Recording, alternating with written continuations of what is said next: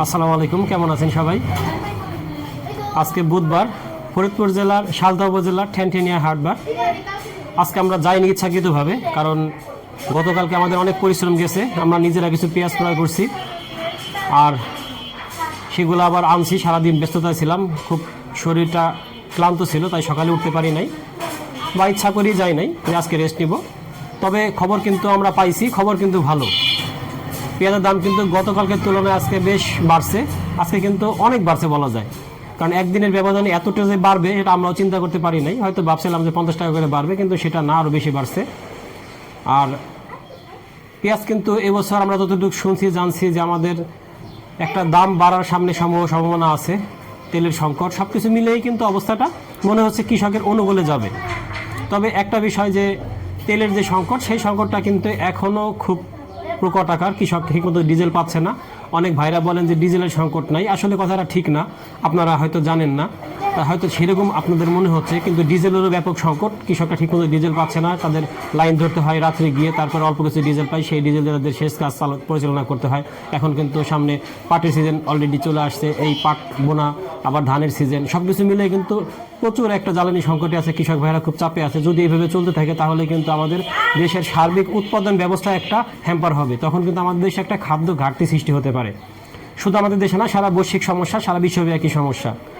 আর পেঁয়াজের কথা বলতে গেলে আজকে কিন্তু পেঁয়াজ 1200 থেকে 1300 টাকা পর্যন্ত বিক্রি হচ্ছে। যেই পেঁয়াজটা গতকালকে ছিল সর্বোচ্চ 1100 টাকা।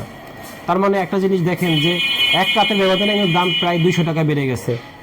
আর এই বাড়ার পিছনে একটা মূল কারণ, যে যারা স্টক করে বা রাখি পাটি, বা যারা সারা বছর সংরক্ষণ করে শেষ দিকে বিক্রি করে, তারা কিন্তু অলরেডি কেনা শুরু করছে ব্যাপক হারে। যদিও তারা কেনা শুরু করছে ব্যাপক হারে, তারপরেও কিন্তু ভালো মানের পেঁয়াজ এখনও ওইভাবে অ্যাভেলেবল বাজারে হয় নাই।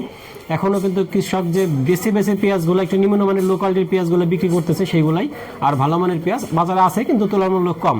তবে রাখি পাটিদের চাহিদা কিন্তু অনেক বেশি, যার জন্য দামটা এইভাবে বাড়ছে। হয়তো আমরা আশা করতেছি যে আরও 2-3 দিনের মধ্যে দামটা আরও ব্যাপক হারে বেড়ে যাবে।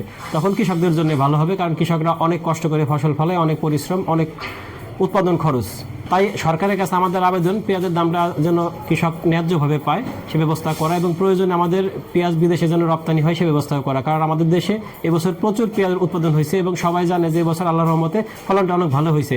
যদিও উৎপাদন খরচ একটু বেশি, তারপরেও কিন্তু ফলন যেটা ভালো হয়েছে তাতে কিন্তু সেটা অ্যাভারেজ হয়ে গেছে।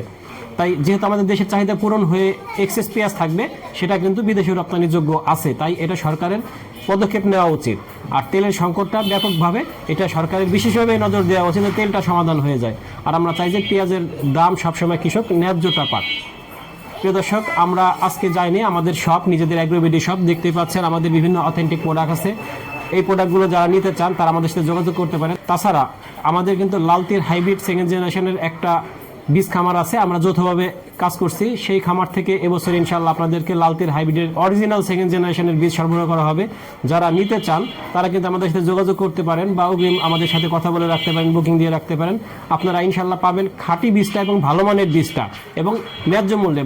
বাজারে যে দাম দেখেন অনেক বেশি থাকে, আমরা সেভাবে নিব না। ইনশাআল্লাহ আপনাদের কাছ থেকে যতটুকু কমায় রাখা যায় আমরা সেভাবেই চেষ্টা করব, এবং সবচেয়ে বড় কথা, আমরা আপনাদেরকে ভালো জিনিসটা দিতে পারবো। যেহেতু আপনাদের সাথে দীর্ঘদিন ধরে আছি, যারা আমাদেরকে দেখেন, জানেন, চিনেন, আমরা কখনোই চেষ্টা করি না যে আপনাদেরকে প্রতারণা করবো বা খারাপ কোনো ভুল তথ্য দেবো, মিসগাইড দিব।